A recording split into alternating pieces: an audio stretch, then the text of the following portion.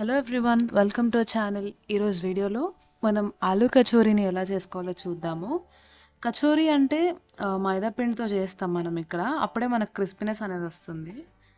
ముందుగా నేను ఒక బౌల్ తీసుకొని అందులో 1.5 కప్ మైదా పిండి వేసుకుంటున్నాను. ఇది ముందుగానే నేను జల్లించుకున్నాను. ఇందులో కొంచెం సాల్ట్ అండ్ ఒక 3 టేబుల్ స్పూన్స్ ఆయిల్ వేసుకోవాలి. దీని అంతటిని బాగా మిక్స్ చేసుకొని చపాతీ పిండిలాగా మనం తడుపుకోవాలన్నమాట. దీన్ని చూసారు కదా, ఇలా రావాలి మనకి. ఆయిల్ వేసాం కాబట్టి ఇలా ముద్దలాగా చేస్తే మనకి రావాలి అది. ఇందులో నేను వాటర్ యాడ్ చేస్తూ చపాతీ పిండిలాగా తడుపుకుంటున్నాను. మనకి పిండి చాలా గట్టిగా ఉండకూడదు, మెత్తగా కూడా ఉండకూడదు.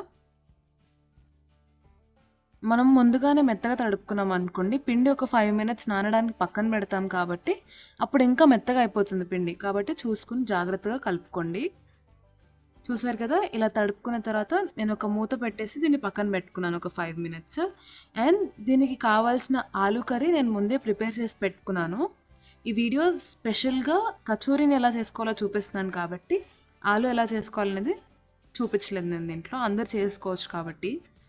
ఇప్పుడు ముందుగా నానబెట్టుకున్న పిండిని తీసేసుకొని చిన్న చిన్న ముద్దల్లాగా చేసుకొని పక్కన పెట్టుకుందాం. ఈక్వల్ సైజులో చేసుకుంటున్నాను అన్నీ.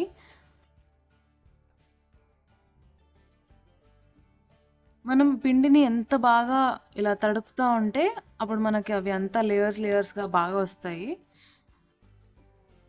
చేసిన వాటన్నిటిలోంచి ఒక ముద్దను తీసుకొని పిండి చల్లించుకొని మనం చపాతీలాగా ఒత్తుకుందాము.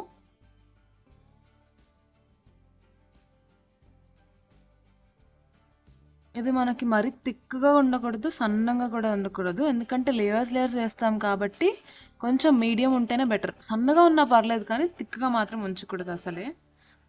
అప్పుడు మనకి సన్నగా లేయర్స్ రావు, అప్పుడు పొంగవు అన్నమాట కచోరీలు.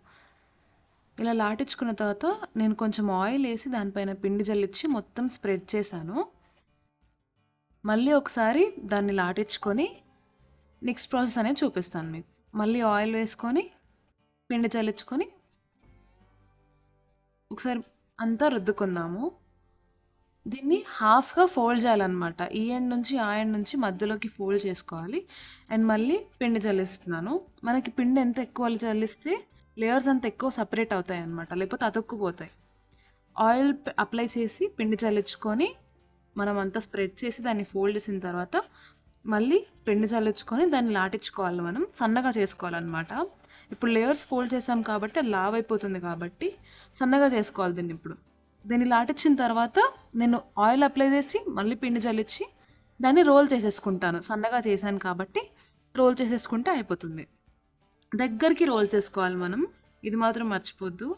ఎంత దూరంగా రోల్ చేస్తే లేయర్స్ అంత వెడల్పుగా దూరంగా వస్తాయి. లేయర్స్ దగ్గరికి రావాలి, ఫ్రై చేసినప్పుడు ఓపెన్ అప్ అవ్వాలంటే దగ్గరగా ఫోల్డ్ చేయాలి దాన్ని. ఈ లాస్ట్ ఎండ్ని కొంచెం వాటర్ అప్లై చేసి మనం దాన్ని అతుకుపెట్టేసుకుంటే అయిపోతుంది. ప్రాపర్గా అతుకుపెట్టాలి, లేకపోతే ఆయిల్లో వేసినప్పుడు విడిపోతుంది అనమాట. చూసారు కదా, ఇలా చేసుకున్న దాన్ని చేయి పెట్టి ఒత్తుకొని మనం లాటించుకుంటే అయిపోతుంది. మళ్ళీ చపాతీ సైజ్ లాగా చేసుకోవాలన్నమాట. మీకు చూస్తే కనిపిస్తుంది అక్కడ మనం చేసిన రౌండ్స్ అన్ని లేయర్స్ కనిపిస్తూ ఉంటాయి దీంట్లో. ఫ్రై చేసినప్పుడు అవి బయటికి ఓపెన్ అప్ అవుతాయి. ఇలా ఈ సైజులో లాటించుకున్న తర్వాత నేను ముందుగా చేసుకున్న ఆలూ మిక్స్ని ఇలా ముద్దలాగా చేసుకొని మధ్యలో పెట్టుకున్నాను. అండ్ దీని చుట్టూ ఇప్పుడు వాటర్ అప్లై చేస్తూ మనం ఎండ్స్ అన్నిటినీ క్లోజ్ చేసుకోవాలన్నమాట. చూసారు కదా, ఇలా చేసుకోవాలి. అంతా క్లోజ్ చేసిన తర్వాత ఎక్స్ట్రా పిండి ఏమైనా ఉంటే తీసేసుకోవచ్చు, లేకపోతే దాన్ని డైరెక్ట్ లోపలికి ఒత్తేయచ్చు అనమాట. ప్రాబ్లం ఏమి ఉండదు. మనకు ఆయిల్లో బాగా ఫ్రై అవుతుంది కాబట్టి దాంతో మనకు ప్రాబ్లం ఏమి ఉండదు. ఇలా ఒత్తుకొని నేను లోపలికి ఒత్తేస్తున్నాను దాన్ని. చూసారు కదా, ఇలా చేసుకున్నాను. మిగతా అన్నీ కూడా ఇలాగే చేసి పెట్టుకున్నాను నేను. ఒకటేసారి వాటిని ఫ్రై చేసేసుకుందాం. ముందుగా ఆయిల్ హీట్కి పెట్టేసాను అనమాట. ఆయిల్ హీట్ అయిన తర్వాత దాన్ని మనం లో ఫ్లేమ్లో పెట్టుకోవాలి.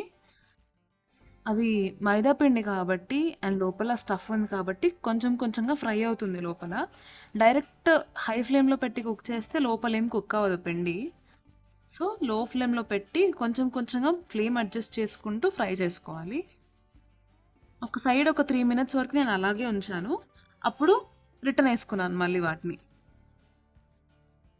ఒక సైడ్ కొంచెం ఫ్రై అయిన తర్వాతనే వాటిని తిప్పుకోవాలి. ఇలా చూసుకుంటూ అటు ఇటు తిప్పుకుంటూ గోల్డెన్ బ్రౌన్ కలర్ వచ్చేంత వరకు మనం వీటిని ఫ్రై చేసుకోవాలన్నమాట. చూసారు కదా, నాకు ఇలా కలర్ చేంజ్ అయిపోయాయి. అండ్ ఈ లేయర్స్ అనేది మనకు చల్లగా అయిపోయిన తర్వాత అవి మనకు కనిపిస్తాయి. నేను మీకు చూపిస్తాను. చూసారు కదా, లేయర్స్ కనిపిస్తున్నాయి మనకి.